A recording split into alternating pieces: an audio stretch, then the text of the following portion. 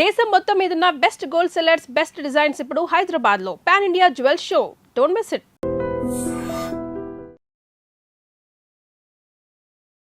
నమస్కారం, welcome to I dream. ధర్మ మార్గం విత్ విజిత కార్యక్రమానికి స్వాగతం.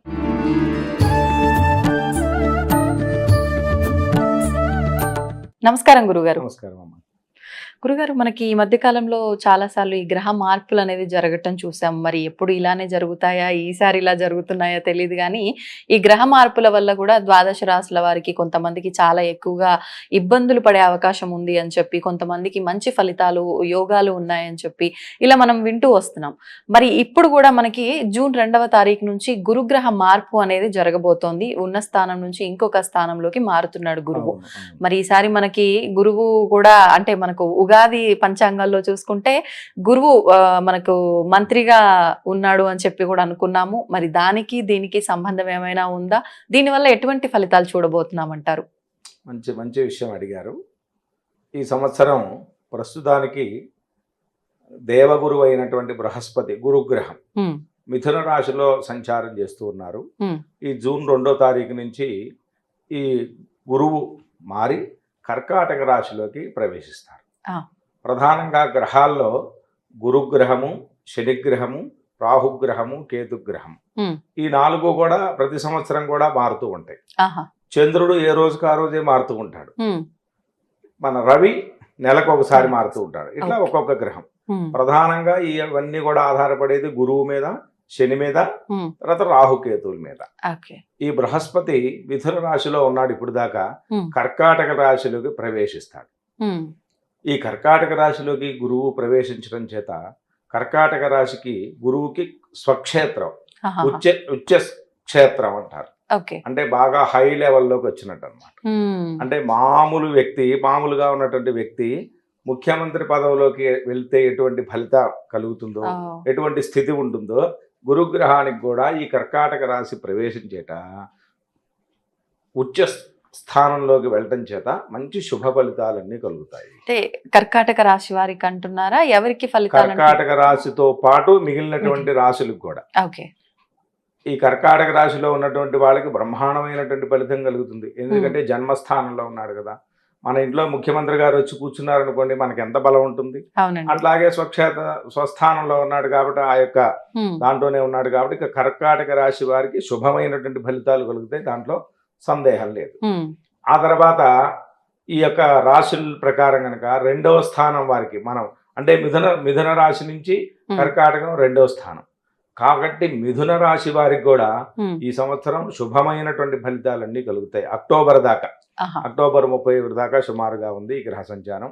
అప్పుడు దాకా ఈ యొక్క మిథున రాశి వారికి కూడా శుభమైనటువంటి ఫలితాలు కలుగుతాయి. దాదాపు 4 నుంచి 5 నెలల పాటు శుభమైనటువంటి ఫలితాన్ని ఇచ్చేటువంటి అవకాశం ఉన్నది ఈ సంవత్సరం. ఆ తర్వాత మిథున రాశి వారికి ఏమో ద్వితీయ స్థానం అవుతుంది. మేషరాశి వారికి, వృషభ రాశి వారికి ఈ సంవత్సరం మధ్యమ ఫలితం ఈ 5 నెలల్లో అనుకోవచ్చు. చతుర్థ, తృతీయ స్థానాలు అంత బలమైనటువంటివి కాదు. ఆ తర్వాత కన్యా రాశి వారికి ఏకాదశ స్థానంలో ఉన్నారు కాబట్టి వారికి కూడా శుభమైనటువంటి ఫలితాలు కలుగుతాయి. ఆ తర్వాత వృశ్చిక రాశి వారికి కూడా బ్రహ్మాండమైనటువంటి శుభ ఫలితాలు ఇస్తుంది ఈ సంవత్సరం ఈ యొక్క బృహస్పతి స్థాన చలనం వలన. వారికి కూడా శుభమైనటువంటి ఫలితాలు కలుగుతాయి. ఆ తర్వాత మీనరాశి వారికి కూడా మీనం, మేషం, వృషభం, మిథునం, కర్కాటకం పంచమ స్థానంలో ఉన్నాడు. పంచమ స్థానంలో బృహస్పతి ఉండటం చేత సకలమైనటువంటి శ్రేయస్సులు కలుగుతాయి. మీన రాశి వారికి జన్మస్థానంలో శని ఉండటం వల్ల గత 2 ఏళ్లుగా అనేకమైనటువంటి ఇబ్బందులన్నీ పడుతున్నారు కదా. అవన్నీ కూడా ఈ బృహస్పతి యొక్క అనుగ్రహం చేత అవన్నీ తొలగిపోయి, ఇబ్బందులన్నీ కూడా తొలగిపోయి మంచి ఫలితాలను కలిగేటువంటి అవకాశం ఈ 5 నెలల పాటు ఉంది. ఎందుకంటే బృహస్పతి గురువు దేవతలందరికీ కూడా గురువటే ఈ బృహస్పతి. కాబట్టి ఆయన అనుగ్రహం కనుక మన మీద పడితే బ్రహ్మాండమైనటువంటి ఫలితం కలుగుతుంది. మంచి వాళ్ళ దృష్టి మన మీద పడితే మనకి మంచి జరుగుతుంది. అదే చెడ్డవాడి దృష్టి కనుక, పాపాత్ముడి దృష్టి మన మీద పడితే మనకి సైడ్ ఎఫెక్ట్స్ మనకు కూడా ఉంటాయి. కాబట్టి బృహస్పతి యొక్క అనుగ్రహం ఈ మీనరాశి వాళ్ళ మీద కూడా అత్యంత ప్రభావం చూపుతుంది. వాళ్ళకి విశేషమైనటువంటి ఫలితాలు కలుగుతాయి. మొన్నటి దాకా చాలా ఇబ్బందులు పడ్డారు మీనరాశి వారు, వాళ్ళకి సకల శ్రేయస్సులు కలుగుతాయి. కర్కాటక రాశి వారికి బ్రహ్మాండం అద్భుతంగా ఉన్నది. అట్లాగే మిథున రాశి వారికి కూడా శుభ ఫలితాన్ని ఇస్తుంది. ఆ తర్వాత వృశ్చిక రాశి వారికి కూడా మంచి ఫలితాన్ని ఇస్తుంది. మకర రాశి వారికి కూడా ఈ సంవత్సరం శుభ ఫలితాన్ని ఈ బృహస్పతి ఇస్తాడని చెప్పవచ్చు. కాబట్టి ఈ బృహస్పతి అనుగ్రహం ఈ రాశుల వారికి కలుగుతుంది. చాలా వరకు అన్ని రాశుల వారికి బాగానే ఉంది. 1-2 రాశులు తప్ప ఒక 3-4 రాశులకి, మేష వృషభ రాశులకి, సింహరాశి వాళ్ళకి, ఇట్లా వీళ్ళకి మాత్రం కొంచెం తక్కువ ఫలితాలు ఫలితం కనిపిస్తుంది. అయితే వీళ్ళు కూడా ఏం కంగారు పడాల్సిన పని లేదు. ఎందుకంటే బృహస్పతి కర్కాటకంలో ఉచ్చ స్థానంలో ఉన్నాడు. కాబట్టి ఉచ్చ స్థానంలో అంత చెడు చేయడు. కాబట్టి ఆ బృహస్పతి అనుగ్రహాన్ని పొందటం కోసం చెప్పి మిగతా రాశుల వాళ్ళందరూ కూడా బృహస్పతిని ఆరాధన చేయండి. అంటే బృహస్పతిని ఆరాధన చేయడం అంటే గురు గ్రహ సంబంధమైనటువంటి శ్లోకాలు ఏమన్నా ఉంటే ఆ శ్లోకాలు పఠించండి. మంత్రాలు చదవకూడదు. మంత్రాలు ఎవరు పడితే వాళ్ళు చదవకూడదు. ఎట్లా పడితే అట్లా చదవకూడదు. ఎవరు పడితే వాళ్ళు అన్నదానికంటే ఎట్లా పడితే అట్లా చదవకూడదు. మంత్రానికి కొన్ని లక్షణాలు ఉంటాయి. కాబట్టి ఆ లక్షణాలు దాని ప్రకారంగా మంత్రం జరిగితే సత్ఫలితం వస్తుంది. కానీ ఆ మంత్రాన్ని ఇష్టం వచ్చినట్టు జరిగితే సత్ఫలితం రాకపోగా దుష్ఫలితం వస్తుంది. వేదంలో ఒక చోట ఆ ఇంద్రుణ్ణి చంపేటువంటి కుమారుడు కావాలని వృత్రాసుడు ప్రార్థన చేస్తాడట. ఆ మంత్రం స్వర దోషం వలన ఇంద్రుడి చేత చంపబడేటువంటి కుమారుడు కావాలని పుట్టు.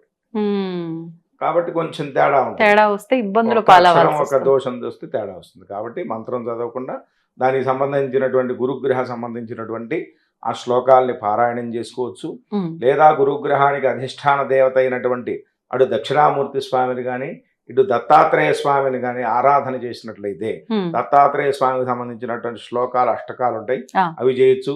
మేధా దక్షిణామూర్తికి సంబంధించినటువంటి దక్షిణామూర్తి స్తోత్రాలు అవన్నీ కూడా పారాయణం చేసుకోవటం వల్ల బృహస్పతి గ్రహానుగ్రహం కలుగుతుంది. అట్లాగే ప్రతి గురువారం కూడా ఒక అవకాశం ఉన్న వాళ్ళందరూ కూడా ఒక పసుపు వస్త్రము అట్లాగే శనగలు కానీ శనగపప్పు కానీ దానం చేయండి. శనగపప్పు దానం చేయాలి. ఎంత గురువుగారు? కిలోంబావు దానం చేయడం అనేది మనకి శాస్త్రం చెప్పబడింది. గురువారం రోజు శనగలు దానం చేయడం, శనగపప్పు దానం చేయడం. ఎందుకు శనగపప్పు చెప్తున్నామంటే ఇంతకు ముందు కాలం అయితే శనగలు ఇస్తే పెద్దవాళ్ళు ఉండేవాళ్ళు ఇసిరి దాన్ని బ్రహ్మాండంగా తయారు చేసుకొని చేసేవాళ్ళు. ఇవాళ రోజున ఇసిరేటువంటి ఓపిక అవకాశం అన్నీ లేవు. కాబట్టి అదేదో మనం దానికి వాళ్ళు చేసుకున్న ఇసిరి పప్పు చేసుకొని వాళ్ళు భుజించవలసింది. అదేదో మనమే ఆ బృహస్పతికి సంబంధించినటువంటి శనగపప్పు దానం ఇచ్చినట్లయితే ఆ దోషం పరిహారం అయిపోతుంది. బృహస్పతి అనుగ్రహం కలుగుతుంది. బృహస్పతి అనుగ్రహం చేత సర్వతో ముఖ అభివృద్ధి అంటారు. ఎక్కడైనా సరే వీళ్ళకి మంచి స్థానం కలుగుతుంది. ఉద్యోగ విషయం చూసుకుంటే బృహస్పతి అనుగ్రహం కలిగితే కనుక బ్రహ్మాండమైనటువంటి ఉత్తమమైనటువంటి స్థాయికి వెళ్తారు. అసలు సాధారణంగా గురుగ్రహం మనకి ఫేవర్ గా లేకపోతే వచ్చే సమస్యలు ఏంటి గురుగారు? గురుగ్రహం గనక మనకు అనుకూలంగా లేకపోతే ఉద్యోగ సంబంధమైనటువంటి విషయాల్లో ఇబ్బందులు కలుగుతూ ఉంటాయి. అట్లాగే ఇంట్లో సంతాన విషయంలో కూడా ఇబ్బంది కలుగుతూ ఉంటుంది. ఆ తర్వాత ఇంకా విద్య విషయంలో కూడా ఇబ్బందులు కలుగుతూ ఉంటాయి. పిల్లలు చదువుకోకపోవటం, చదువుతున్నప్పటికీ కూడా పై స్థాయికి వెళ్ళకపోవటం, ఇటువంటి ఇబ్బందులన్నీ కలుగుతూ ఉంటాయి. కాబట్టి అందుకనే దత్తాత్రేయుని ఆరాధన చేయడం వల్ల ఈ ఉద్యోగ ఇటువంటి విషయాలన్నీ కూడా అవన్నీ ఆయన చూసేస్తారు, తీసేస్తాడు ఆ దోషాలు. దక్షిణామూర్తిని ఆరాధన చేయడం చేత మంచి బుద్ధి కలుగుతుంది, వాళ్ళకి మంచి మేధస్సు కలుగుతుంది. చదువుకునేటువంటి చదువుల్లో ఉన్నతమైనటువంటి రాణింపుని రాణిస్తారు. కాబట్టి ఇటు దక్షిణామూర్తిని ఇటు దత్తాత్రేయ స్వామిని ఆరాధన చేసినట్లయితే ఆ దోషాలన్నీ కూడా పరిహారం అయిపోతాయి. అట్లాగే శనివారం నాడు అశ్వత్థ ప్రదక్షిణ చేయడం చేత కూడా సంతాన దోషాలు ఏవైతే ఉన్నాయో అవన్నీ కూడా పరిహారం అయిపోతాయి. ఎన్ని ప్రదక్షిణలు గురువుగారు? ప్రదక్షిణలు 11, 21, 54, 108 ఎవరి శక్తిని బట్టి వాళ్ళు చేయొచ్చు. దానికి ఏం దోషం లేదు. ప్రత్యేకంగా గురుగ్రహ దోషమే ఉంది అనుకున్నటువంటి వాళ్ళు 16 సార్లు ప్రదక్షిణ చేస్తే కనుక సరిపోతుంది. గురుగ్రహానికి 16 సంఖ్య ప్రీతైనది కాబట్టి అశ్వత్థ ప్రదక్షిణం 16 సార్లు చేస్తే సరిపోతుంది.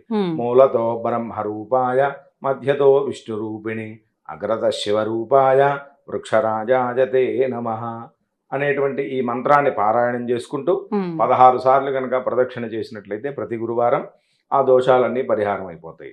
అట్లాగే చెప్పినట్టుగా శనగలు కూడా దానం చేసుకోవటం చేత ఆ దోషాలన్నీ పరిహారం అయిపోతాయి.